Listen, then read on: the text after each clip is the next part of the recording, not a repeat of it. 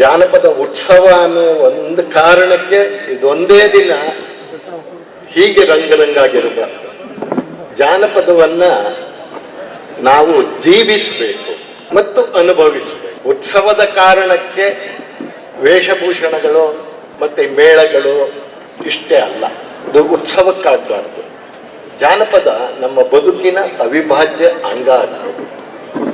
ಯಾಕೆ ಈ ಮಾತನ್ನು ನಾನು ಹೇಳ್ತೀನಿ ಅಂದರೆ, ನಿಮ್ಮೆಲ್ಲರದು ಅಕ್ಷರ ಜಗತ್ತು. ಈ ಅಕ್ಷರ ಜಗತ್ತಿಗೆ ಹೊರತಾದಂತಹ ಒಂದು ಪರ್ಯಾಯವಾದ ಜ್ಞಾನ ಪರಂಪರೆ ಜಾನಪದ ಅನ್ನೋದು. ಜಾನಪದ ಅಂದ ತಕ್ಷಣ ರಾಗಿ ಬೀಸೋ ಪದ, ಕೇರೋ ಪದ, ತೂರೋ ಪದ, ಕುಟ್ಟೋ ಪದ ಇವಲ್ಲ. ಅದೊಂದು ಪರ್ಯಾಯವಾದ ಮಸ್ತಕ ಪರಂಪರೆ. ಅದು ನಮ್ಮದು ಪುಸ್ತಕ ಪರಂಪರೆ ಆದರೆ ಅದು ಮಸ್ತಕ ಪರಂಪರೆ. ನೀವೆಲ್ಲರೂ ಕಾಲೇಜುಗಳಲ್ಲಿ, ಶಾಲಾ ಕಾಲೇಜುಗಳಲ್ಲಿ ಅಕ್ಷರವನ್ನು ಕಲಿತು ಪುಸ್ತಕವನ್ನು ಹಿಡಿದು ಓದಿ ಡಿಗ್ರಿಗಳನ್ನು ಸಂಪಾದನೆ ಮಾಡಿ ಬೇರೆ ಬೇರೆ ಕ್ಷೇತ್ರಗಳಲ್ಲಿ ಕೆಲಸಗಳನ್ನು ಮಾಡ್ತವೆ. ಆದರೆ ಜಾನಪದ ಪರಂಪರೆ ಅನಕ್ಷರಸ್ಥ ಪರಂಪರೆ. ಅವರು ಯಾವತ್ತಿಗೂ ಹಲಗೆ ಬಳಪವನ್ನ ಹಿಡಿದು ಓದಿದವರಲ್ಲ, ಬರೆದವರಲ್ಲ. ಕೇವಲ ನೆನಪಿನ ಆಧಾರದ ಮೇಲೆ, ಅನುಕರಣೆಯ ಆಧಾರದ ಮೇಲೆ ಈ ಪರಂಪರೆಯನ್ನ ಶತಶತಮಾನಗಳಿಂದಲೂ ಪೋಷಿಸಿ ಮುಂದುವರಿಸ್ಕೊಂಡು ಬಂದಿದ್ವಿ. ನಾವು ಯಾರನ್ನ ಆದಿಕವಿ ಪಂಪ ಅಂತ ಹೇಳ್ತೀವೋ ಆ ಪಂಪನಿಗೂ ಮೊದಲೇ ಕವಿರಾಜ ಮಾರ್ಗಕಾರ ಕನ್ನಡಿಗರನ್ನ ಕುರಿತೋದದೆಯು ಕಾವ್ಯ ಪ್ರಯೋಗ ಪರಿಣತ ಮತಿಗಳು ಅನ್ನುವ ಮಾತನ್ನು ಹೇಳ್ತಾರೆ. ಕವಿರಾಜ ಮಾರ್ಗಕಾರನಿಗಿಂತಲೂ ಹಿಂದೆ ನಮ್ಮ ಜನಪದರು ಸಾಹಿತ್ಯವನ್ನ ಸೃಜಿಸ್ತಾ ಇದ್ರು, ಸಂಸ್ಕೃತಿಯನ್ನ ಕಟ್ತಾ ಇದ್ರು, ಆಚಾರ ವಿಚಾರಗಳನ್ನ ಅನುಸರಿಸ್ಕೊಂಡು ಬರ್ತಾ ಇದ್ರು, ನೈತಿಕತೆಯನ್ನ ಪಾಲಿಸಿಕೊಂಡು ಬಂದಿದ್ರು. ಬದುಕಿನಲ್ಲಿ ಅತ್ಯಂತ ದೊಡ್ಡದಾದಂತಹ ಕಾರುಣ್ಯ ಮತ್ತು ಮಾನವೀಯತೆ ಎರಡನ್ನೂ ತಮ್ಮ ಬದುಕಿನಲ್ಲಿ ತಪ್ಪದೆ ಪಾಲಿಸಿಕೊಂಡು ಬರ್ತಾ ಇದ್ರು. ಇದೆಲ್ಲವನ್ನು ಕಂಡೇ ಕವಿರಾಜ ಮಾರ್ಗಕಾರ ಆ ಮಾತನ್ನ ಹೇಳ್ತಾನೆ. ಕ್ರಿಸ್ತಶಕ 808ನೇ ಶತಮಾನಕ್ಕೂ ಮೊದಲೇ ಈ ಮಾತನ್ನ ಹೇಳ್ತಾನೆ. ಕುರಿತೋದದೆಯು ಕಾವ್ಯ ಪ್ರಯೋಗ ಪರಿಣತ. ಇವತ್ತು ನಮ್ಮ ಅಕ್ಷರ ಜಗತ್ತು ಏನಿದೆ, ಆ ಅಕ್ಷರ ಜಗತ್ತು ಆತಂಕದ ಕಡೆಗೆ ಚಲಿಸ್ತಾ ಇದೆ. ವಿದ್ಯಾರ್ಥಿನಿಯರ ಬಗ್ಗೆ ಪೋಷಕರಲ್ಲಿ ಆತಂಕಗಳು ಹುಟ್ಟುಕೊಳ್ತಾ ಇವೆ. ಯಾವುದನ್ನ ನಮ್ಮ ಜನಪದರು ನೈತಿಕತೆ ಅಂತ ಪಾಲಿಸಿಕೊಂಡು ಬಂದರೋ ಆ ನೈತಿಕತೆ ಅನ್ನುವುದು ಇವತ್ತು ದೌರ್ಜನ್ಯದ ಕಾರಣವಾಗ್ತಾ ಇದೆ. ಇಂತಹ ಸಂದರ್ಭದಲ್ಲಿ ನಮ್ಮ ಮಕ್ಕಳುಗಳಿಗೆ ನಾವು ಏನು ಹೇಳಬೇಕು ಅನ್ನುವುದನ್ನ ನಮ್ಮ ಜನಪದರು ಕೇವಲ 3 ಸಾಲುಗಳಲ್ಲಿ ಎಷ್ಟು ಅದ್ಭುತವಾಗಿ ಕಟ್ಟಿಕೊಟ್ಟಿದ್ದಾರೆ ಅಂದರೆ ಎಲ್ಲ ಕಾಲಕ್ಕೂ ಅದು ಸಲ್ಲುತ್ತೆ. ಆಚಾರಕ್ಕೆ ಅರಸಾಗು, ನೀತಿಗೆ ಪ್ರಭುವಾಗು. ಆಚಾರಕ್ಕೆ ಅರಸಾಗು, ನೀತಿಗೆ ಪ್ರಭುವಾಗು. ಮಾತಿನಲ್ಲಿ ಚೂಡಾಮಣಿಯಾಗು, ಮಾತಿನಲ್ಲಿ ಚೂಡಾಮಣಿಯಾಗು ಕಂದಯ್ಯ. ಜ್ಯೋತಿಯೇ ಆಗು ನೀ ಜಗಕ್ಕೆಲ್ಲ. ಇವತ್ತು ಮಾತು ಸೂತಕ ಆಗ್ತಾ ಇದೆ. ನೀವೆಲ್ಲರೂ ಕೇಳ್ತಾ ಇದ್ದೀರಿ. ಇವತ್ತಿನ ದೈನಂದಿನ ವರ್ತಮಾನದ ವ್ಯವಹಾರಗಳಲ್ಲಿ ಎಲ್ಲರನ್ನೂ ಒಳಗೊಂಡ ಹಾಗೆ, ಕೇವಲ ರಾಜಕಾರಣಿಗಳ ಬಗ್ಗೆ ಮಾತ್ರ ನಾನು ಹೇಳ್ತಾ ಇಲ್ಲ, ಎಲ್ಲರನ್ನೂ ಒಳಗೊಂಡ ಹಾಗೆ ಮಾತು ಎಷ್ಟು ಅಸಹ್ಯದ ಆದಿಯನ್ನ ಹಿಡಿತಾ ಇದೆ ಅಂತ ನಾವು ಹೇಳ್ತೀವಿ. ಆದ್ರೆ ನಮ್ಮ ಜನಪದರು ಮಾತನ್ನ ಮುತ್ತು ಅಂತ ಕರೆದಂತವ್ರು, ಮಾತೇ ಜ್ಯೋತಿರ್ಲಿಂಗ ಅಂತ ಕರೆದವರು. ಮಾತು ಅನ್ನೋದು ಜ್ಯೋತಿರ್ಲಿಂಗ ಅಂತ ಹೇಳಿ ಕರೆದಂತವ್ರು ನಮ್ಮ ಜನಪದರು. ಈ ಜಾನಪದದಲ್ಲಿ ಬರೀ ಸಾಹಿತ್ಯ ಅಷ್ಟೇ ಅಲ್ಲ, ಸಂಸ್ಕೃತಿ ಇದೆ, ಕಲೆ ಇದೆ, ಸಾಮಾಜಿಕತೆ ಇದೆ, ರಂಗಭೂಮಿ ಇದೆ, ಆಚಾರ ವಿಚಾರಗಳಿವೆ, ಹಬ್ಬ ಹರಿದಿನಗಳಿವೆ. ಎಲ್ಲವನ್ನೂ ಮನುಷ್ಯ ಬದುಕಿನ ಅತ್ಯಂತ ಸೂಕ್ಷ್ಮಾತಿ ಸೂಕ್ಷ್ಮ ಸಂವೇದನಾಶೀಲ ವಿಚಾರಗಳು ಏನೇನಿದೆಯೋ ಅವೆಲ್ಲವನ್ನೂ ಜಾನಪದ ತನ್ನ ಗರ್ಭದಲ್ಲಿ ಅಂತರ್ಗತಿಸಿಕೊಂಡು. ಸಾಮಾಜಿಕತೆಯ ವಿಷಯಕ್ಕೆ ಬಂದರೆ ಒಂದೇ ಒಂದು ತ್ರಿಪದಿಯನ್ನ ಹೇಳ್ತಾನೆ. ಬಡವರು ಸತ್ತಾರೆ ಸುಡಲಿಕ್ಕೆ ಸೌದಿಲ್ಲ, ಬಡವರು ಸತ್ತಾರೆ ಸುಡಲಿಕ್ಕೆ ಸೌದಿಲ್ಲ, ಒಡಲ ಬೆಂಕೀಲಿ ಹೆಣಬೆಂದು, ಒಡಲ ಬೆಂಕೀಲಿ ಹೆಣಬೆಂದು ದೇವಾರೆ, ಬಡವರಿಗೆ ಸಾವ ಕೊಡಬೇಡ. ಬಡತನದ ಬಗ್ಗೆ ಒಬ್ಬ ಅನಕ್ಷರಸ್ಥ ಸಮುದಾಯದಿಂದ ಬಂದಂತಹ ಒಬ್ಬ ಕವಿ ಹೇಳುವ ಮಾತು. ನಾನಾಗ್ಲೇ ಮಸ್ತಕ ಸಾಹಿತ್ಯ ಅನ್ನಲ್ಲ, ಈ ಮಸ್ತಕ ಪರಂಪರೆ ಇಲ್ಲಿ ಅಕ್ಷರದ ಹಾವಳಿಗಳಿಲ್ಲ, ಅಕ್ಷರ ಜಗತ್ತಿನ ಕುತಂತ್ರಗಳಿಲ್ಲ, ಅಕ್ಷರ ಜಗತ್ತಿನ ಕುಚೇಷ್ಟೆಗಳಿಲ್ಲ, ಅಕ್ಷರ ಜಗತ್ತಿನ ಹೊಟ್ಟೆ ಉರಿ ಸಣ್ಣತನಗಳಿಲ್ಲ.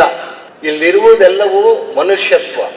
ಆ ಮನುಷ್ಯತ್ವದ ಕಾರಣದಿಂದಲೇ ಇವರು ಲೋಕಾನುಭವವನ್ನ ಮತ್ತು ಜೀವನಾನುಭವವನ್ನ ಅಂದ್ರೆ ಅಂದಂದಿನ ದಂದುಗಕ್ಕೆ ಮೈ ಸೋತು ಮನಸೋತು ಅಭಿವ್ಯಕ್ತಿಸಿದ ಸಾಹಿತ್ಯ ನಮ್ಮ ಜಾನಪದ. ಇದನ್ನ ಇವತ್ತು ನೀವೆಲ್ಲರೂ ತುಂಬಾ ಸಂತೋಷದಿಂದ, ಆನಂದದಿಂದ, ಸಂಭ್ರಮದಿಂದ ಆಚರಿಸಿದಿರಿ. ಜಾನಪದ ನಿಮ್ಮ ಬದುಕು. ಗ್ರಾಮೀಣ ಸಮುದಾಯದಿಂದ ಬಂದಂತಹ ನಿಮ್ಮಂಥವರೇ ಇವತ್ತು ಈ ಅಕ್ಷರ ಜಗತ್ತಿನಲ್ಲಿ ಬದುಕ್ತಾ ಇರುವಂಥವ್ರು. ಹಾಗಾಗಿ ನಾವು ಏನನ್ನ ನಂಬಿದ್ದೇವೆ, ನಮ್ಮ ಮಕ್ಕಳ ಬಗ್ಗೆ, ನಮ್ಮ ಹೆಣ್ಣು ಮಕ್ಕಳ ಬಗ್ಗೆ ಪರಸ್ಪರ ಗೌರವದಿಂದ, ಪರಸ್ಪರ ಪ್ರೀತಿಯಿಂದ, ಮಾನವೀಯತೆಯಿಂದ ನಡೆದುಕೊಳ್ಳುವುದನ್ನ ನೀವು ಸದಾಕಾಲ ಆಚರಿಸಬೇಕು. ಜಾನಪದ ಉತ್ಸವ ಅತ್ಯಂತ ಅರ್ಥಪೂರ್ಣವಾಗಿ ಎಲ್ಲ ಕಡೆ ನಡೀತಾ ಇದೆ. ಇಲಾಖೆಯ ಆದೇಶ ಹಾಗೂ ಕನಸಾಗಿರ್ಬೋದು, ಆದ್ರೆ ಅದನ್ನೆಲ್ಲ ಮಹಾತ್ಮ ಗಾಂಧಿ ಹೇಳ್ತಾರೆ, by education I mean an all round drawing of the best in a child, body, mind and spirit. ಶಿಕ್ಷಣ ಅಂದ್ರೆ ಒಂದು ಮಗುವಿನಲ್ಲಿ, ಒಂದು ವಿದ್ಯಾರ್ಥಿಯಲ್ಲಿ ಆತನ ದೇಹ, ಮನಸ್ಸು, ಆತ್ಮದಲ್ಲಿರ್ತಕ್ಕಂಥ ಸಮಗ್ರತೆಯನ್ನ, ಒಳ್ಳೆಯತನವನ್ನ, ಅತ್ಯುತ್ತಮವಾದದನ್ನ ಹೊರ ತೆಗೆಯೋದು ಶಿಕ್ಷಣ ಅಂತ ಹೇಳ್ತಾರೆ. ಅಂದ್ರೆ ವಿದ್ಯಾರ್ಥಿನಿಯರಾಗಿ ನಿಮ್ಮೆಲ್ಲರ ಜೀವನದಲ್ಲಿ ಪಾಠ ಪ್ರವಚನಗಳು ಬಹಳ ಮುಖ್ಯ. ಬುದ್ಧಿಗೆ ಕಸರತ್ತನ್ನ ಕೊಡುವಂಥದ್ದು, ಜೀವನೋಪಾಯಕ್ಕೆ ಮತ್ತು ಜೀವನವನ್ನ ಕಲಿಸುವಂತ ಜ್ಞಾನವನ್ನ ಕೊಡುವಂತ ಶಿಕ್ಷಣ ನಿಮ್ಮ ತರಗತಿಗಳಲ್ಲಿ ನಿಮ್ಮ ಬೋಧಕರಿಂದ ನಿಮಗೆ ದಿನನಿತ್ಯ ಸಿಗ್ತಾ ಇದೆ. ಅದು ಶಿಕ್ಷಣ ಒಂದು ಭಾಗ. ಮಹಾತ್ಮ ಗಾಂಧಿ ಮುಂದುವರೆದು ಏನ್ ಹೇಳ್ತಾರೆ, ದೇಹ, ಮನಸ್ಸು ಮತ್ತು ಆತ್ಮಗಳು.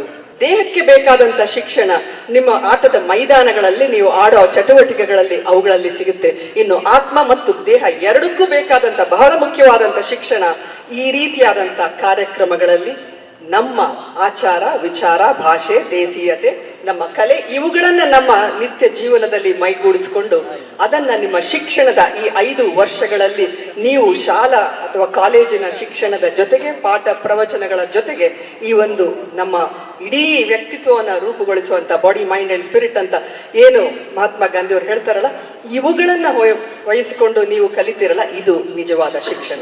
ಮೈ ಡಿಯರ್ ಸ್ಟೂಡೆಂಟ್ಸ್, ಇವತ್ತು ನಾವು ಏನು ಇಲ್ಲೆಲ್ಲರೂ ಕೂತು ಆಸ್ವಾದಿಸ್ತಾ ಇದ್ದೀವಿ, ವಿವಿಧ ಭಾಷೆ, ವಿವಿಧ ರೀತಿಯ ರಂಗಿನ ಪೋಷಾಕಗಳನ್ನ ತೊಟ್ಟು ನಿಮ್ಮ ಒಂದು ದೇಸಿ ಆಹಾರ, ಇಲ್ಲಿನ ಸಂಸ್ಕೃತಿ, ಆಚಾರ, ವಿಚಾರ, ಆಟ ಪಾಠ, ವಿವಿಧ ರೀತಿಯ ಕಸರತ್ತುಗಳು, ನಾಟ್ಯದ ಪ್ರಾಕಾರಗಳು, ಇವುಗಳನ್ನೆಲ್ಲ ಇವತ್ತು ನಮ್ಮ ಮುಂದೆ ನೀವು ಪ್ರಸ್ತುತಗೊಳಿಸ್ತಾ ಇದ್ದೀರಾ. ಒಟ್ಟಾರೆಯಾಗಿ ವ್ಯಕ್ತಿತ್ವ ನಿರ್ಮಾಣ ಆಗುವಂತ ನಿಟ್ಟಿನಲ್ಲಿ ಈ ರೀತಿಯಾದಂತ ಶಿಕ್ಷಣ ನಮ್ಮೆಲ್ಲರಿಗೆ ಅವಶ್ಯಕ ಇದೆ. ಇವತ್ತು ನಮ್ಮ ಎಲ್ಲ ಕಾಲೇಜುಗಳು ಸಾಂಸ್ಕೃತಿಕ ರಾಯಭಾರಿಗಳಾಗಿ ಇದೇ ರೀತಿಯಾದಂತ ವೈವಿಧ್ಯತೆಯನ್ನ ಪ್ರದರ್ಶಿಸ್ತಾ ಇವೆ. ಇದು ನಮ್ಮೆಲ್ಲರಿಗೆ ನಿಜಕ್ಕೂ ಹೆಮ್ಮೆಯ ವಿಚಾರ ಆಗಿದೆ. ನಮ್ಮ ಜಾನಪದ ಸಂಸ್ಕೃತಿ, ಕಲೆ ಇವುಗಳಲ್ಲಿ ಹೆಚ್ಚಿನ ಒಂದು ಶ್ರೀಮಂತಿಕೆ ಇದೆ. ಇಂದಿನ ಕಾಲದಲ್ಲಿ ತಮ್ಮೆಲ್ಲರಿಗೆ ತಿಳಿದಿರೋ ಹಾಗೆ ಅಥವಾ ಓದಿರೋ ಹಾಗೆ ತಮ್ಮೆಲ್ಲರಿಗೆ ತಿಳಿದಿರೋ ಹಾಗೆ ಸಂತೋಷ ಆದಾಗ್ಲೂ ಹಾಡು ಹೇಳ್ತಾ ಇದ್ರು, ನೃತ್ಯ ಮಾಡ್ತಾ ಇದ್ರು. ದುಃಖವನ್ನು ಸಹ ಅವರು ವಿವಿಧ ರೀತಿಯ ಆಟ ಪಾಠ, ಹಾಡು, ಹಸೆ, ರಂಗೋಲಿ, ನಾಟ್ಯದ ಪ್ರಕಾರಗಳ ಮೂಲಕ ಅವುಗಳನ್ನ ವ್ಯಕ್ತಪಡಿಸ್ತಾ ಇದ್ರು. ಹಾಗಾಗಿ ಅಂದಿನ ಜನಾಂಗ ಬಹುಶಃ ಹೆಚ್ಚು ಸಂತೋಷವಾಗಿ, ಭಾವನಾತ್ಮಕವಾಗಿ, ಒಳ್ಳೆಯ ರೀತಿಯಲ್ಲಿ ಅಥವಾ ಸುಸ್ಥಿತಿಯಲ್ಲಿ ಇರ್ತಾ ಇದ್ರು. ಆದ್ರೆ ಇವತ್ತಿನ ನಮ್ಮ ಒಂದು ಕಾಲಘಟ್ಟದಲ್ಲಿ ತಂತ್ರಜ್ಞಾನವನ್ನ ಒಳ್ಳೆ ರೀತಿಗೂ ಬಳಸ್ಕೊಳ್ತಾ, ಆದ್ರೆ ಎಲ್ಲೋ ಒಂದು ಕಡೆ ನಮ್ಮನ್ನ ನಾವು ಕಳ್ಕೊಂಡಿದೀವಿ. ಪಾಶ್ಚಾತ್ಯೀಕರಣದ ಈ ಒಂದು ಗುಂಗಿನಲ್ಲಿ ನಮ್ಮನ್ನ ನಾವು ಕಳ್ಕೊಂಡಿದೀವಿ. ಇಂತಹ ಒಂದು ಪರಿಸ್ಥಿತಿಯಲ್ಲಿ ವಿದ್ಯಾರ್ಥಿನಿಯರು ತಾವೆಲ್ಲರೂ ಮುಖವನ್ನ ಒಂದಷ್ಟು ಸಾಂಪ್ರದಾಯಿಕ ಕಲೆ, ಜಾನಪದ ಕಲೆಗಳತ್ತ ಮುಖ ಮಾಡೋದು ಬಹಳ ಮುಖ್ಯ ಆಗುತ್ತೆ. ಜೊತೆನಲ್ಲಿ ಯಾವಾಗಲೂ ನಮ್ಮ ಬೇರು ಗಟ್ಟಿ ಇದ್ದಾಗ ಮಾತ್ರ ನಾವು ಏನನ್ನಾದ್ರೂ ಸಾಧಿಸಿ ಮೇಲೆ ಹೆಚ್ಚಾಗಿ ಬೆಳಿಲಿಕ್ಕೆ ಸಾಧ್ಯ ಆಗುತ್ತೆ. ಹಾಗಾಗಿ think local and act global ಅಂತ ಹೇಳ್ತಾ, ಹೆಚ್ಚಾಗಿ ನಾವು ನಮ್ಮ ಬೇರು, ನಮ್ಮ ಸಂಸ್ಕೃತಿ, ನಮ್ಮ ಜಾನಪದ ಇವುಗಳತ್ತ ಮುಖ ಮಾಡಿ ನಮ್ಮನ್ನ ನಾವು ಅರಿತುಕೊಂಡಾಗ ನಮ್ಮ ಒಂದು ವ್ಯಕ್ತಿತ್ವಗೆ ಹೆಚ್ಚಿನವಾದ ಮೆರುಗು ಸಿಗುತ್ತೆ. ಇದನ್ನ ಬೆಳೆಸ್ಕೊಳ್ತಾ, ರೂಢಿ ಮಾಡ್ಕೊಳ್ತಾ, ಜೊತೆಯಾಗಿ ಉತ್ತಮವಾದಂತ ಶಿಕ್ಷಣ, ಜಾಗತೀಕರಣದಲ್ಲಿ ಬೇಕಾದಂತ ಎಲ್ಲ ರೀತಿಯ ಕೌಶಲ್ಯಗಳನ್ನ ನೀವು ಜೊತೆ ಮಾಡಿಕೊಂಡಾಗ ನಿಮ್ಮ ವ್ಯಕ್ತಿತ್ವ ಬಹಳ ಒಳ್ಳೆಯ ಒಂದು ಮಟ್ಟಕ್ಕೆ ಬರ್ಲಿಕ್ಕೆ ಸಾಧ್ಯ ಆಗುತ್ತೆ. ಈ ನಿಟ್ಟಿನಲ್ಲಿ ನಮ್ಮ ಸರ್ಕಾರಿ ಪ್ರಥಮ ದರ್ಜೆ ಕಾಲೇಜುಗಳು ರಾಜ್ಯಾದ್ಯಂತ ಉತ್ತಮವಾದಂತ ಕೆಲಸ ಮಾಡ್ತಾವೆ. ನನ್ನ ಮುಂದೆ ಇರ್ತಕ್ಕಂಥ ಎಲ್ಲ ಬೋಧಕ ಮಿತ್ರರಿಗೆ ನಿಮ್ಮೆಲ್ಲರ ಪರವಾಗಿ ನಾನು ಅಭಿನಂದನೆಗಳನ್ನ ತಿಳಿಸ್ತೀನಿ. ಮಕ್ಕಳಲ್ಲಿ ಒಳ್ಳೆ ವಿಚಾರಧಾರೆಗಳನ್ನ ಕೊಡ್ತಾ ಇದ್ದೀರಾ, ಶಿಕ್ಷಣಕ್ಕೆ ಹೆಚ್ಚಿನ ಕೊಡುಗೆಯನ್ನ ಕೊಡ್ತಾ ಇದ್ದೀರಾ. ಬದಲಾಗುತ್ತಿರುವಂತ ಈ ಶಿಕ್ಷಣ ವ್ಯವಸ್ಥೆಯಲ್ಲಿ ಈ ಮಕ್ಕಳಿಗೆ ಇವತ್ತು ಪಾಠ ಪ್ರವಚನಗಳ ಜೊತೆಗೆ ವೈಚಾರಿಕತೆ, ವಿಶ್ಲೇಷಣಾ ಮನೋಭಾವ, ಸ್ಪರ್ಧಾತ್ಮಕ ಜಗತ್ತಿಗೆ ಬೇಕಾದಂತ ಕೌಶಲ್ಯಗಳು ಇವುಗಳೆಲ್ಲವನ್ನ ಕೊಡ್ತಾ ಅವರಿಗೆ ಈ ರೀತಿಯಾದಂತ ಪರಿಚಯವನ್ನು ಕೂಡ ಮಾಡಿಸೋದು ನಮ್ಮೆಲ್ಲರ ಜವಾಬ್ದಾರಿಯಾಗಿದೆ. ಈ ನಿಟ್ಟಿನಲ್ಲಿ ಜಾನಪದ ಉತ್ಸವ 2025 ಎಲ್ಲ ಕಡೆ ನಡೀತಾ ಇರೋದು ನಮಗೆ ಬಹಳ ಸಂತೋಷ ಆಗಿದೆ. ಈ ಕಾರ್ಯಕ್ರಮ ಇನ್ನು ಹೆಚ್ಚಿನ ಯಶಸ್ಸನ್ನ ಪಡೆಯಲಿ. ನಮ್ಮತನವನ್ನ ನಾವು ಮೆರೆಯೋದು ಬಹಳ ಮುಖ್ಯ ಇದೆ. ಇವತ್ತು ಎಲ್ಲ ಕಡೆ ನಾವು ಪಾಶ್ಚಾತ್ಯ ಅನುಕರಣೆಯನ್ನ ಮಾಡ್ತಾ ಇದ್ದೀವಿ. ಇವತ್ತಿನಿಂದ ನೀವು ಸಾಮಾಜಿಕ ಜಾಲತಾಣಗಳಲ್ಲಿರ್ಬೋದು, ನಿಮ್ಮ ಬೇರೆ ಬೇರೆ ರೀತಿಯಲ್ಲಿ ತಂತ್ರಜ್ಞಾನವನ್ನ ಬೆಳೆಸ್ಕೊಂಡು ನಮ್ಮ ಒಂದು ವೈವಿಧ್ಯತೆ, ನಮ್ಮ ದೇಸಿ ಪರಂಪರೆ, ನಮ್ಮ ಆತ್ಮ ಗೌರವವನ್ನ ಹೆಮ್ಮೆಯಿಂದ ತೋರಿಸ್ಕೊಳ್ಳುವಂತ ಸನ್ನಿವೇಶ ಸಂದರ್ಭ ಬಂದಿದೆ. ಇದನ್ನ ನೀವು ಉಪಯೋಗಿಸ್ಕೊಳ್ಳಿ. ಬರೋ ದಿನಗಳಲ್ಲಿ ಈ ಒಂದು ಮಹಾಸಂಸ್ಥೆ ಕೊಡ್ತಾ ಇರುವಂತ ಶಿಕ್ಷಣದ ಜೊತೆಗೆ ನಿಮ್ಮ ಒಟ್ಟಾರೆ ಸಮಗ್ರ ವ್ಯಕ್ತಿತ್ವವನ್ನ ಎತ್ತಿ ಹಿಡಿಯುವಂತ ಎಲ್ಲ ರೀತಿಯ ಕಾರ್ಯಕ್ರಮದಲ್ಲಿ ನಿಮ್ಮನ್ನ ನೀವು ತೊಡಗಿಸ್ಕೊಳ್ಳಿ ಅಂತ